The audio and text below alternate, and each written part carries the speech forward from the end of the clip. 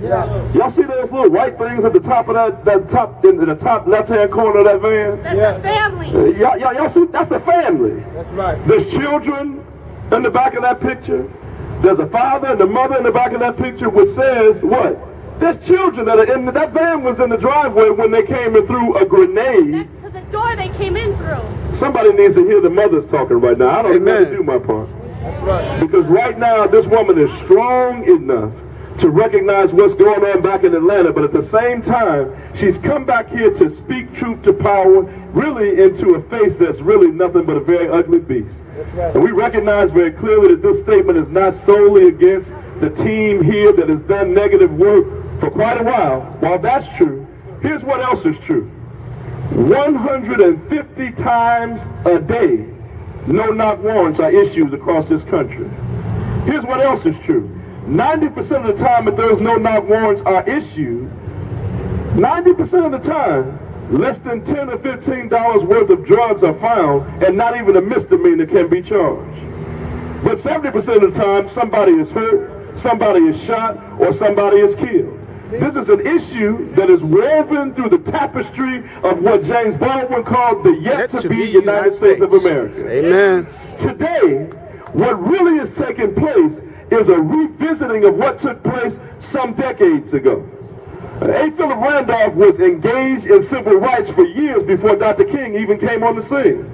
But there was a moment in time where the water hoses were caught on television and the world was able to see that A. Philip Randolph and others had been talking about for a long time. And when the world saw, change took place. Yeah. I hate to raise this because we're praying for baby boo-boo's immediate, everybody say immediate. We're praying for his immediate recovery. Yes. But here's the other piece that I think we miss in terms of the courage of this mother and this father. The first prayer vigil we had, she was courageous enough to show pictures to the world of her son who had been bombed. Guess what else turned the civil rights movement? Mamie Till, Emmett Till's mother, That's right. showed a picture so the world could see how deformed her baby was because people who did not care about the value of black life were able to be exposed for who they were. Yeah. Here's what took place in 2014. There are police officers that do not care about the value of life of individuals that don't have money. He told y'all very clearly, in an influential neighborhood, a phone call is made saying we're coming. In a neighborhood where we think that the value of your life is not the same as mine, not only are we coming, but we bombing, we shooting, we killing, and then we're saying we did it because you deserved it if the cameras are not on. Or if people won't stand up and say no more. Or if people won't stand up and say we will come together in this town, doesn't matter how much police presence is here today. We recognize that some people are here because they're doing their jobs.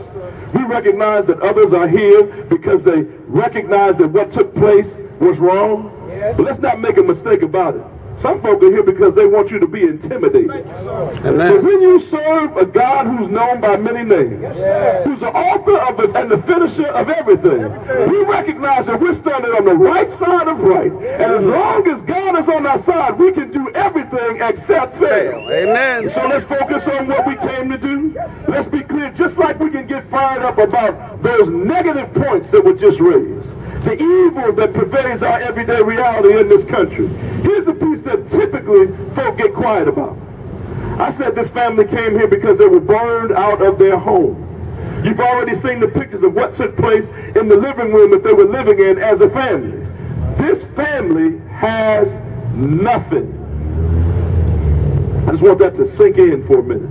Come on. Because we can all get fired up about how we feel about rogue police officers and how we feel about policy that needs to be changed. But here's what absolutely has to happen. This family is living in a hotel right now. This family doesn't have a whole lot by way of clothing or financial resources. And for all of us who are willing to come and get loud, come and press for policy change as it relates to no-knock warrants and police brutality, we need to put our money where our mouths are. Yeah. This family needs our support. Locally, I've been told that many of the shops just in this area alone have been raising money for the family. If you've been raising money for the family and you're local here, please go to justiceforbabybooboo.com. Let us know what you've raised so we can get that money to this family. That's right. They got to eat every day. They've got to put gas in their van every day. They've got to pay hotel fees every day. And we've not even begun to talk about the hospital bills that are coming. My Lord. Yeah, y'all quiet now. If I can shout some negative stuff and we get amen. And this family needs financial support. You can go into any Wells Fargo bank nationwide. It's the bank that they chose. We want everybody to make a commitment to make a stop into a Wells Fargo bank and give to the Baby Boo Boo Trust Fund. Everybody all right with that? Amen. They didn't ask me to come preach. They asked me to ask for your money. I do that well, right? And so what we need to do is to make sure that beyond the policy fight, beyond the police brutality fight, that we fight where our pockets are so that this family can be supported. Is everybody all right with that? Amen. Let's take a moment and in advance give God praise for what God is going to do in spite of what it seemed like has been done. Amen. Give it up one more time for Pastor Rice. It should be more